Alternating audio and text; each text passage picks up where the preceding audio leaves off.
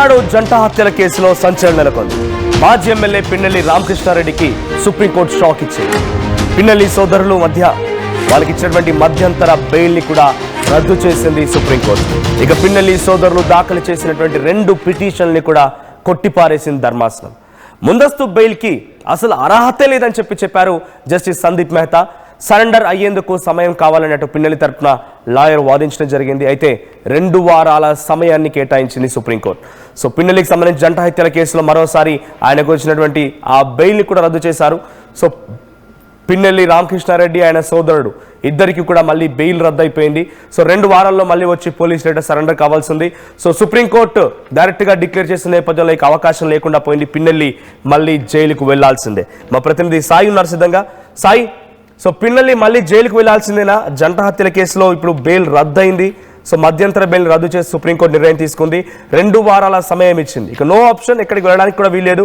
వాళ్ళు పై స్థాయి కోర్టులో ఛాలెంజ్ చేయడానికి కూడా వీల్లేదు. సో పిన్నెల్లి రియాక్షన్ ఏంటి, ఏం జరుగుతోంది?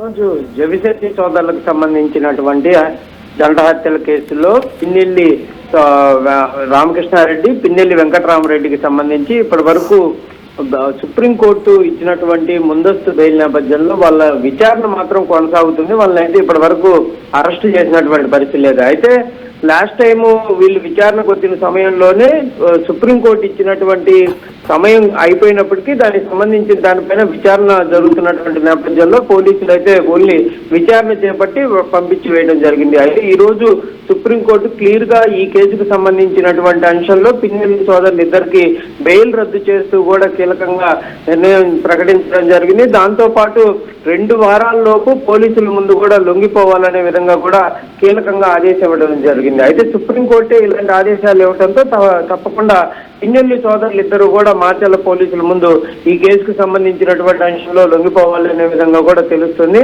ఈ కేసు విచారణకు సంబంధించి ఇప్పటి వరకు 2 సార్లు విచారణ చేపట్టారు. ఇందులో ఇద్దరు కూడా పిన్నెల్లి రామకృష్ణారెడ్డి, పిన్నెల్లి వెంకటరామరెడ్డి ఇద్దరు ఈ కేసులో A6, E7 గా ఉన్నారు. వీళ్ళిద్దరూ కూడా ఈ కేసుకు సంబంధించినటువంటి విచారణలో ఎదుర్కోవడం జరిగింది. అయితే ఈ కేసులో ఎలాంటి తమకు సంబంధం లేదనే విధంగా వాళ్ళు చెప్పినప్పటికీ పోలీసులు మాత్రం క్లియర్ గా అనేక ఎవిడెన్స్లు కూడా గుర్తించినట్టు తెలుస్తుంది. దీనివల్లే సుప్రీంకోర్టు వీళ్ళకి ఇచ్చినటువంటి ముందస్తు బెయిల్ రద్దు చేయడంతో పాటు ఈ లొంగిపోవాలనే విధంగా కీలకంగా ఆదేశాలు ఇచ్చినట్టు తెలుస్తుంది. కాబట్టి కంపల్సరీగా ఈ కేసులో పిన్నెల్లి రామకృష్ణారెడ్డి, వెంకటరామరెడ్డిని పోలీసులు అయితే అదుపులోకి తీసుకునేటటువంటి అవకాశాలు కనున్నాయి. ఎందుకంటే 2 వారాల టైం ఉంది కాబట్టి ఈ 2 వారాల తర్వాత వీళ్ళు కనుక పోలీసుల ముందుకు వచ్చి లొంగిపోకపోతే కంపల్సరిగా మార్చర్లకు సంబంధించినటువంటి పట్టణ పోలీసులు వీళ్ళనైతే అదుపులోకి తీసుకునేటటువంటి అవకాశాలు ఉన్నాయి. ఈ కేసుకు సంబంధించినటువంటి అంశంలో ఇప్పటికే మిగిలిన వాళ్ళందరినీ కూడా అదుపులోకి తీసుకోవడం జరిగింది. వాళ్ళందరినీ కూడా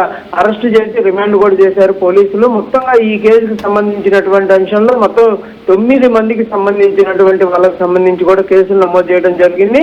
A6, A7 కి సంబంధించి వీళ్ళిద్దరు మాత్రం ఇంటరం బెయిల్ పొందడం జరిగింది. మిగిలిన వాళ్ళందరినీ మాత్రం అదుపులోకి తీసుకోవడం జరిగింది. మనం అయితే ఇప్పుడు పిన్నెల్లి రియాక్షన్ ఏంటి? సుప్రీంకోర్టులో ఆయన వేసిన పిటిషన్ కొట్టిపారడంతో పాటుగా మధ్యంతర బెయిల్ కూడా రద్దు చేసింది. సో 2 వారాల్లో మళ్ళీ సరెండర్ కావాల్సింది, మళ్ళీ జైలుకి వెళ్లాల్సిందే. సో ఆయన సిచ్యువేషన్ ఏంటి, ఆయన ఏం చెప్తున్నారు, ఎక్కడ రియాక్ట్ అయ్యారు ఆయన?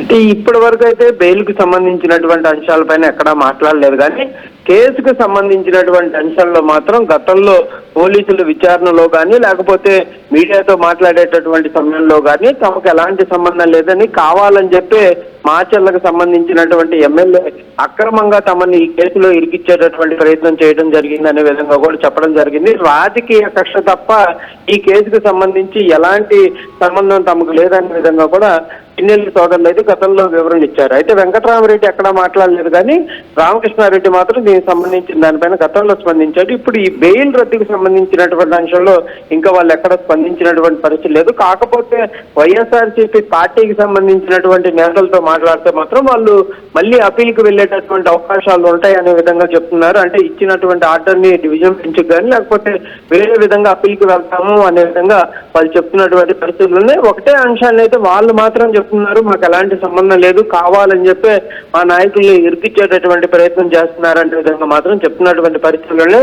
కాకపోతే ఇక్కడ ఈ జంట హత్యలకు సంబంధించినటువంటి అంశంలో మాత్రం పోలీసులు అయితే కీలకంగా ఆధారాలు సేకరించినట్లు కూడా తెలుస్తుంది. దాంతో పాటు ఎమ్మెల్యే కూడా జూలకంటి బ్రహ్మానంద రెడ్డి కూడా క్లియర్ గా చెప్తున్నారు, ఎవరిని వదిలిపెట్టేటటువంటి పరిస్థితి లేదు, అక్రమాలకు కానీ లేకపోతే ఈ హత్యా రాజకీయాలను కూడా ప్రోత్సహించే పరిస్థితి లేదనే విధంగా చెప్తున్నారు. కాబట్టి మరి వాళ్ళు అప్పీల్కి వెళ్తే వాళ్ళకి ఏదైనా రిలీఫ్ దొరికేటటువంటి అవకాశాలు ఉంటాయా, లేకపోతే 2 వారాల లోపు వాళ్ళు వచ్చి లొంగిపోయేటటువంటి పరిస్థితి ఉంటుందో కూడా చూడాల్సినటువంటి అంశంగా కనిపిస్తుంది. రిలాక్సేషన్ ఏమి ఉండకపోవచ్చు, బట్ ఇక్కడ ఆ జంట హత్యల కేసులో బాధితులుగా ఉన్నటువంటి వారి రియాక్షన్ ఏంటి? వాళ్ళు ఏం చెప్తున్నారంటే పిన్నెల్లి లాంటి వ్యక్తులని సుప్రీంకోర్టే ఒక రకంగా బెయిల్ రద్దు చేసి ఆయన సరెండర్ అవ్వాల్సిందిగా అని చెప్పేటువంటి విధంగా కోరడంతో అటు ఆ బాధితుల రియాక్షన్ ఏంటి? బాధితులు ఏం చెప్తున్నారు అంటే గతం నుంచి కూడా బాధితులు ఒక అంశాన్ని చెప్తున్నారు, కావాలని చెప్పే తమ కుటుంబ సభ్యుల్ని కాపు కాల్చి కూడా చంపివేయడం జరిగింది.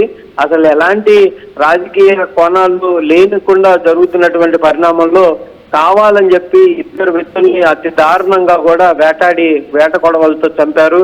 దీంట్లో మాజీ ఎమ్మెల్యేగా ఉన్నటువంటి పిన్నెల్లి రామకృష్ణారెడ్డి, వెంకటరామరెడ్డి పాత్ర కీలకంగా ఉందనే విధంగా వాళ్ళు చెప్తున్నారు. ఎందుకంటే ఈ చంపిన వాళ్ళు ఎవరైతే ఉన్నారో వారికి ఆర్థికంగా కానీ మిగిలినటువంటి అంశాలన్నీ కూడా వీళ్ళే తోడ్పాటు చేయడం జరిగింది.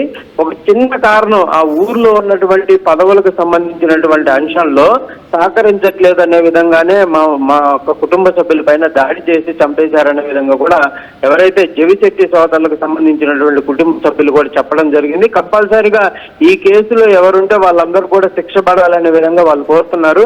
మాజీ ఎమ్మెల్యేకి సంబంధించి అంటే పిన్నెల్లి రామకృష్ణారెడ్డికి సంబంధించినటువంటి అంశంలో కూడా వాళ్ళైతే అనేక పరిణామాల్లో కూడా చెప్పినటువంటి పరిస్థితులు ఉన్నాయి. ఆయన పైన చర్యలు తీసుకోవాలి, అతనే కనుక సహకరించకపోతే ఇంత దారుణమైనటువంటి పరిస్థితులు చోటు చేసుకునేవి కాదనే విధంగా చెప్తున్నారు. ఎందుకంటే వీళ్ళంతా కూడా గతంలో కలిసి పనిచేసినటువంటి పరిస్థితులు ఉన్నాయి.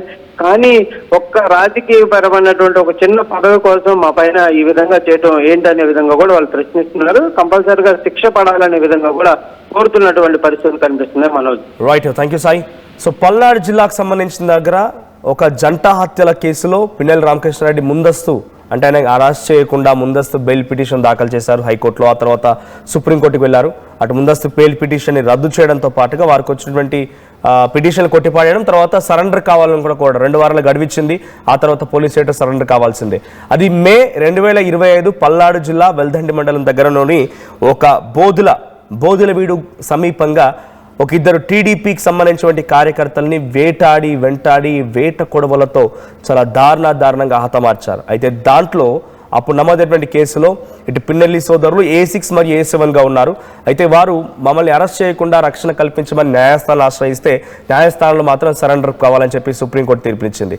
సో సుప్రీంకోర్టు తీర్పు తర్వాత ఇంకా దాన్ని ఛాలెంజ్ చేసే అవకాశం లేదు. కాబట్టి మళ్ళీ 2 వారాల్లోగా పోలీసులు ఏటా సరెండర్ అవ్వడం తప్ప పిన్నెల్లికి నో ఆప్షన్గా ఉండిపోయింది.